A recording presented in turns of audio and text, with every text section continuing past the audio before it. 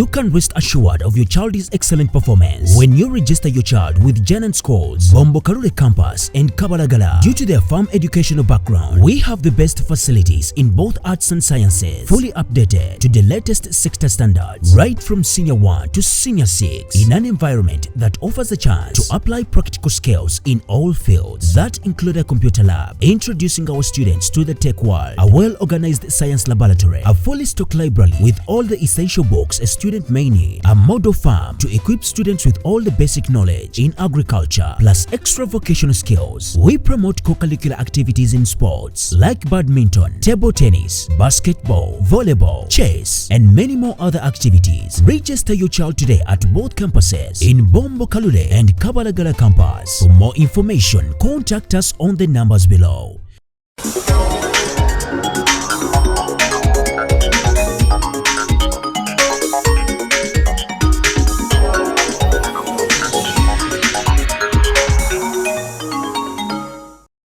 Mu bisulo by'abaana era amasannyalaze ffe tusalawo tugaggyeko tuteekako sola era we twogere wano kino ekizimbe ekipya kigenda kuba kiyitibwa Nakate block dormitory nga kisuza kumpi abaana 500 kigenda kuba kisuza abaana 500 kiri Spacious ogenda otunuulira room omwana mwagenda okusula nattalazo abaana bagenda kusula muno 8 bokka ebitanda 4 kino kisenge kya hoteli oba kisenge kya mwana agenda okujja okusoma? Kisenge kya mwana agenda okusoma.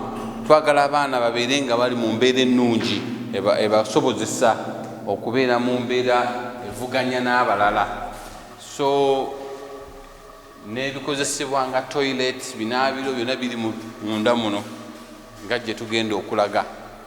Bannanga bazadde ne bw'oba tojja kusobola kuleeta wano omwana, tugamba jangu otuukewo olambule amakula agali wano, olaba omwana agenda okusomera mu ssomero lino wagenda okusula.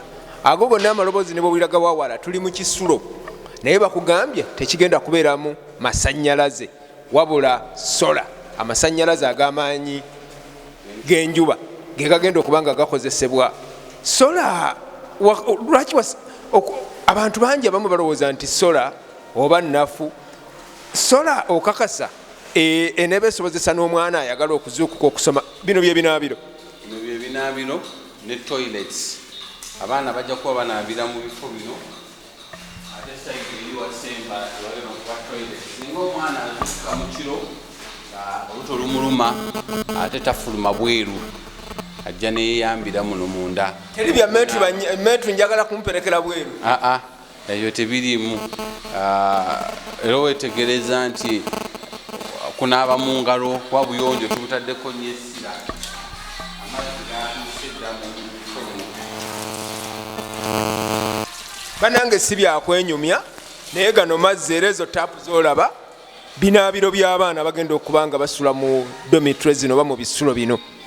Wandibadde naawe ojja ne weerabirako. Tetwagambye nti lambula essomero y'ensonga lwaki twagitandise. Gwe omuzadde tukulage ekituufu amakula abantu ge balina ate nga gali mu Uganda. Mubadde mutwala abaana e Kenya, omwana asomera Nairobi kubanga ewali eby'omulembe. Bannange byatuuse dda wano ebulemeezi mu ssaza lya Ssaabasajja. Bwe batya sokolaga abaana, sokolage Munnayuganda abaana bwe bagenda okusula mu kasenge kano oba mu gusenge guno.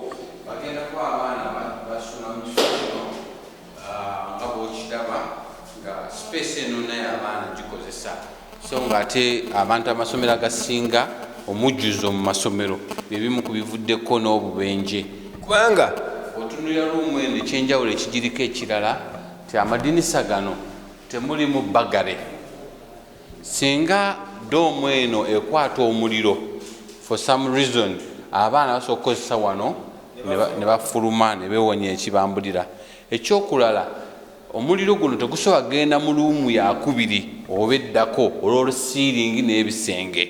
Kati ezo zonna zirina tuziyita safety measures, ngeri ki tusobola okukuuma abaana baffe nga tebafunye bulabe bonna. Ye ate omuliro gunaba guvaawo nga bali kusola. Ebitanda tulina gye tugenda n'osanga abaana basula ku katanda kamu abantu 5 naye wano ndaba 2. Lwaki wasazeewo 2 bokka? ekisooka twagala okuwa abaana gye bayita privacy, ate twagala n'okulaba nti abaana baba mu space emala, kubanga ebimu ku bizibu nga bwe nkugambye ebireese emiriro, ebireese obuvuyo mu ssomero mujjuzo, n'abaana bwe babeera nga bali mu mbeera ennungi bweti, suubira okubeera nti yeebaka bulungi, aeration nayo ebeeramu emala, temuba kuziira n'ebirala. Abazadde gwe kennyini beeyitire bajje balambule, eddoboozi eryange bayinza okulowooza nti ebyo byaba amawulire. Abazadde bonna gye muli tubawo omukisa, mujje mulambule essomero lyammwe nga tonaleeta mwana, tonasalawo okutwala mwana walala wonna, lambula naddala saba bakulambuzeeko abaana bamwe gye bagenda ossula, kuba kijja kukuyamba okufuna ekifaananyi. Kati eno wingi ndala, ate tulina ne wingi endala, so doomu nnene nnyo nga bw'ogiraba, naye ng'ate egenda kuwako emyaliriro emirala waggulu ebiri, okusobola okubeera nti buli mwana anaaba asabye ekifo afuna omukisa okusomerako ku ssomero lino. Eno wingi ndala, baana bawala bokka. Bannange mujje tulambule, abantu wataddewo omuntu agenda okukola ogw'okulambuza, kubanga nagwo ogenda kubeera mulimu munene nnyo. Tiimu eri ku mulimu ogw'okulambuza abantu okusobola okufuna ekifaananyi ky'ekifo kino. Kakati ogambye bano baana bawala, twagala otutwaleko ne mubalenzi, abantu balowooza nti tuli ku by'abaana bawala bokka, so nga ate ssomero litwala abaana abawala n'abalenzi. Bannange mujje okuviira ddala ku siniya esooka okutuuka ku siniya ey'omukaaga. Siniya ey'okuna n'ey'omukaaga oyingiza, oba kati ebyo byo waggalawo balina kujja mu bino ebibiina ebyawansi beteeketeeke bulungi? Ffe nga Janan twaggulawo omukisa, buli ayagala okujja okusomera wano tujja muwa omukisa, oba oli mu siniya 1 oba siniya 6, ebifo byonna bikyaliwo. Kale no bannange akutemyako, ffe tumaze okukutemyako, teweekwasanga ekirala kyonna, ate ebifo biggwawo kubanga ebirungi. Omuganda agamba nti biwooma byokya. Kakati waliwo abalowooza nti ebibuuzo binaamala kudda ebya P7, simanyi ebya siniya 4, alyoka alowooze okuwandiisa omwana. Bannange tubagamba nti ebifo okyalinayo nga bimeka. Ebifo bikyaliwo ddala ddala, wadde omuzirebe nga zibulungi, tunabaawo na mutawaana gwonna, nangeri ki gye tugenda kusuzaamu baana nagye tugenda basomeseza. Ebifo bikyaliwo ddala, kiyinza obutakuwa nnamba, naye nga bwe nkugambye nti obwetaavu bungi era abantu badduka misinde oboolyawo, era gye tuyise Yesu olabye abazadde nga balambula era ebifo babisaba.